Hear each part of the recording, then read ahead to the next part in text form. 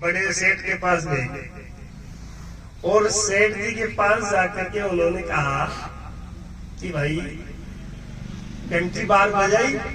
तो सेठ जी अंदर थे। सेठ जी ने उनका स्वागत किया, कुशल क्षेम पूछी, पधारिए विराजिए।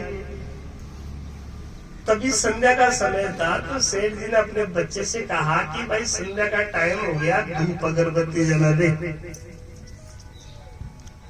तो उस बच्चे ने एक माचिस की तिल्ली निकाली और जलाई, अगरबत्ती जली नहीं।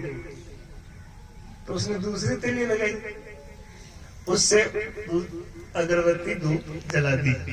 और सेठ जी जैसे ही उसने दूसरी तिल्ली जलाई तो सेठ जी तो बहुत क्रोधित हो गए और कहा, बोले बेवकूफ, एक एक अगरबत्ती जलाने के लिए दो दो तिल्ली है? तू कोई व्यापार संभाल पाएगा? तेरे से कोई ये ग्रस्त जीवन संभलेगा? एक अगरबत्ती जलाने में दो तिल्ली जला दी तूने। वो जैसे ही बच्चों को फटकारा, वो चंदा लेने वाले जो लोग गए थे वो तो अवाक रह गए, हक्का बक्का रह था। सेठ जी तो इतना मोटा मान रहा है, एक तिल्ली के लिए आपका बच्चा ने इतनी माता बच्ची कर रहे हैं, अपन चंदो दे सके?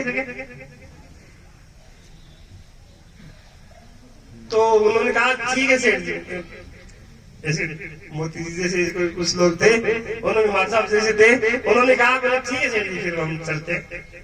बोले नहीं ठहरिया, ठहरी माता साहब जी ठहरिए, आप किसके लिए आए थे वो कारण तो बताइए। बोले नहीं हम तो ये थोड़ा आ गए थे। बोले नहीं आप बताइए कारण क्या है। बोले वो आए थे इसलिए थे कि हमें एक धर्मशाला बनानी थी यहाँ, और हम आपसे चाहते थे कि आप कुछ हमारी मदद करें। लेकिन हमने देख लिया आप जब एक दिल्ली का इतना हिसाब रखते हो तो हमको कहां से चंदा की रसीद होगी। सेठ जी ने कहा नहीं, बोले ऐसी कोई बात नहीं, ऐसी बात नहीं, आप तो ये बताओ कहां पर बनाओगे धर्मशाला। बोले यहाँ एक कुमार समाज की धर्मशाला बनाएंगे। चलो सुनो, नींव के पत्थर से लेकर के और आखिरी छत और कलर पेंट तक पूरा खर्चा ये दास देगा, बनाओ रसीद। तो जो चंदा लेने गए थे वो तो एकदम संग रह गए। बोले एक तिल्ली का इतना हिसाब और दान करे तो इतना बड़ा। फिर उन्होंने कहा कि आप इतना सारा आपको ध्यान है उसमें हमारे 50 लाख रुपए लगे। बोले 51 लाख रुपए लिखो। तो फिर उन्होंने 51 लाख की रसीद बनाई और उन्होंने कहा कि आपने एक तिल्ली की इतनी खबर ली और दान इतना। सेठ जी ने एक बात कही कि व्यर्थ में एक तिल्ली भी क्यों खर्च, जहां हमारा धन सही सदुपयोग में जाता हो वहां दिल खोल के करो, लेकिन जहां दुरुपयोग हो वहां एक रुपया भी क्यों, एक तिल्ली भी क्यों व्यर्थ में।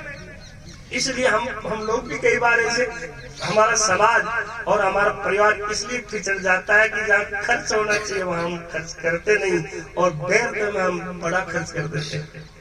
तो इससे हमारा समाज और हमारा परिवार का, हमारे देश का विकास होता है। तो काम किए परमार्थ के, तन से मन से धन से करके जग भीतर कीर्ति छाए रही, दिन चार विशेष जिया न जिया। स्वामी राम तीर्थ से पूछा कि आपकी उम्र कितनी हो गई।